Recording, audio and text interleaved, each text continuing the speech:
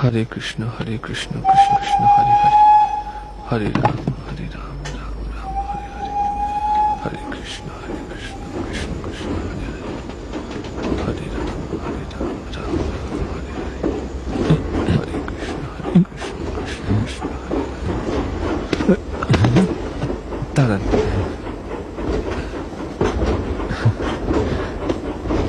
অনেক ধন্যবাদ। না না, এ তো আমার কর্তব্য। আপনি দেখছি সত্যি মহৎ। বসুন।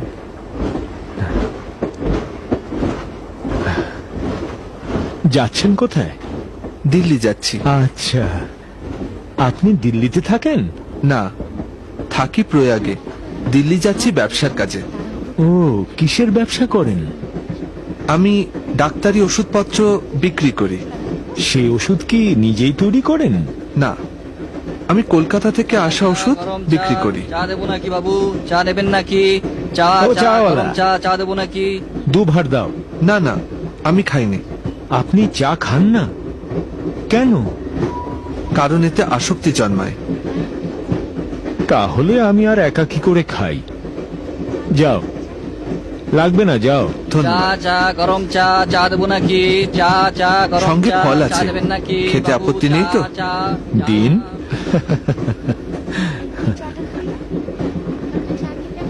নিন। ধন্যবাদ। আচ্ছা, আপনার সন্তানাদি কটি? 3টি, 2টি ছেলে আর 1টি মেয়ে। বাহ। কোনটি দেখে বুঝতে পারছি আপনি বৈষ্ণব? আমি প্রভুর ভক্ত হবার প্রয়াসী। আপনার গন্তব্য কত দূর? বিরাট। বিরাট? হ্যাঁ, আমিও কিন্তু বৈষ্ণব। আলাপ করে খুব ভালো লাগলো।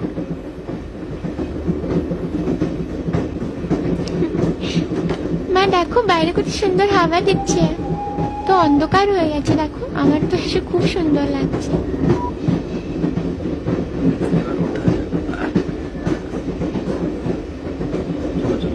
এই চল চল, আয়। হ্যাঁ চলো চলো, স্টেশনে ছেড়েছে, চলো নামতে হবে, চলো।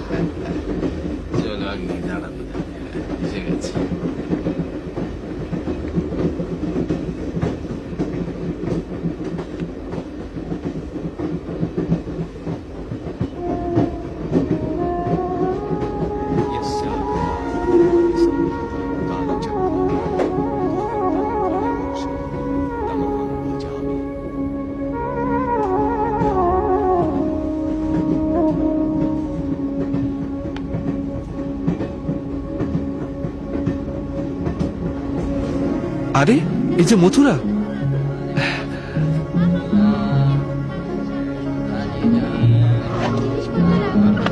আমি এখানেই নামবো। আশা করি আবার দেখা হবে। এখানে নামবেন? তবে যে বললেন আপনি দিল্লি যাচ্ছেন, কিন্তু এ তো মথুরা। হ্যাঁ, মত বদলালাম। ও, হরে কৃষ্ণ। হরে কৃষ্ণ।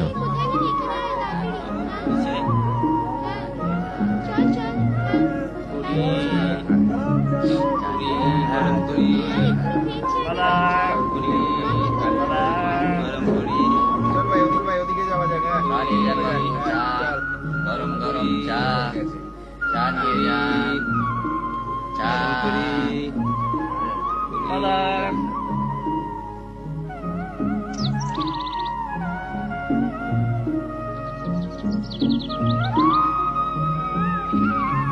একটু শুনবেন?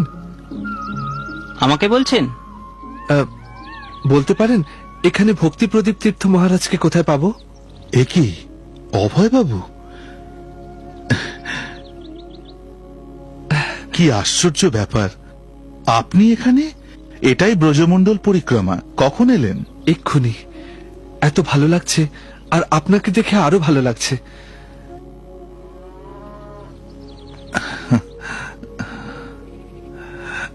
হরে কৃষ্ণ।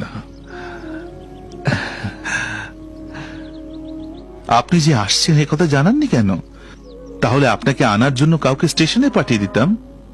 আসলে আমি দিল্লি যাচ্ছিলাম, কিন্তু ট্রেনটা যেই মথুরায় থামলো অমনি নেমে সোজা চলে এলাম। এরকম কাজ শুধু আপনার দ্বারাই সম্ভব অভয় বাবু। আসুন, এখানে আপনার থাকার একটা ব্যবস্থা করে দিই। মহারাজ, আমাকে নিয়ে ব্যস্ত হবেন না, আমি জায়গা খুঁজে নেব। না না, আপনি আমাদের বিশিষ্ট অতিথি, আর আপনার সেবা করা আমাদের কর্তব্য। স্নানাহারের পর আপনাকে শ্রীলা প্রভুপাদের কাছে নিয়ে যাব, তিনি আপনাকে দেখে খুশি হবেন। ওকে, এখন দেখতে পারি না? আপনার আকুলতা দেখে আমাকে সম্মত হতেই হচ্ছে।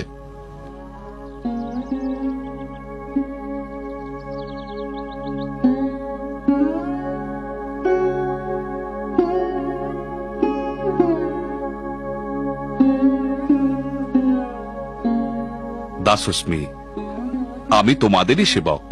শ্রীলা প্রভুপাদ, ইনি অভয় বাবু, এলাহাবাদ থেকে আসছেন। আমি ওকে চিনি, তোমাকে দেখে খুশি হলাম।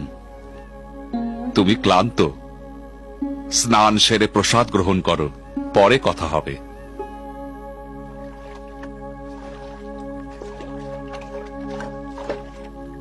শ্রীলা প্রভুপাদ এই উদ্দেশ্যেই আবির্ভূত হয়েছেন অভয়বাবু। তিনি নিজে উদ্যোগী হয়ে এই বাণী প্রচার করছেন।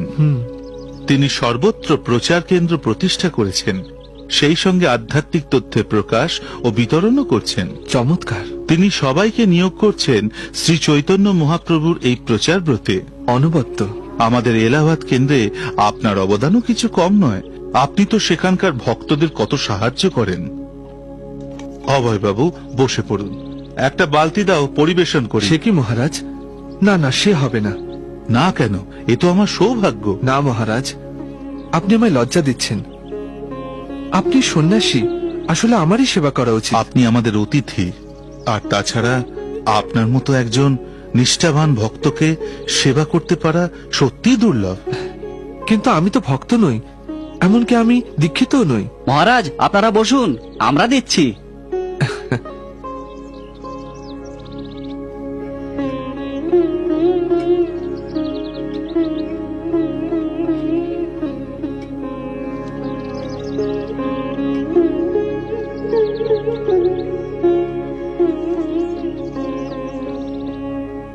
অভয়বাবু, ঈশ্বরের প্রতি ভক্তের প্রেম বাহ্যিক লোকাচারের উপর কখনোই নির্ভরশীল নয়। শুচিশুদ্ধ হৃদয় দিয়েই সর্বদা ঈশ্বরের সঙ্গে সম্পর্ক গড়া যায়। তীর্থ মহারাজ, আমি শুনেছি প্রকৃত ভক্ত সারা জগতের আর সকলকেই ভক্ত বলে মনে করে, আর আপনার আচরণেই তা সুস্পষ্ট।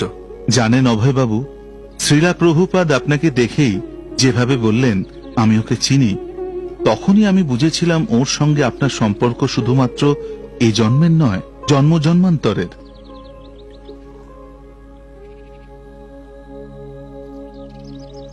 আচ্ছা, আপনার বাবা কেমন আছেন? গত শীতে তিনি দেহ রেখেছেন। ওহ, শুনে বড়ই দুঃখ পেলাম। তবে তিনি পরম শান্তিতে গেছেন। দেহত্যাগের পূর্ব মুহূর্তে তিনি মন্দিরে গোদান করে ভক্তদের প্রসাদ বিতরণ করতে বলেন। তারপর এক মনে কৃষ্ণ নাম নিয়ে দেহ রাখেন।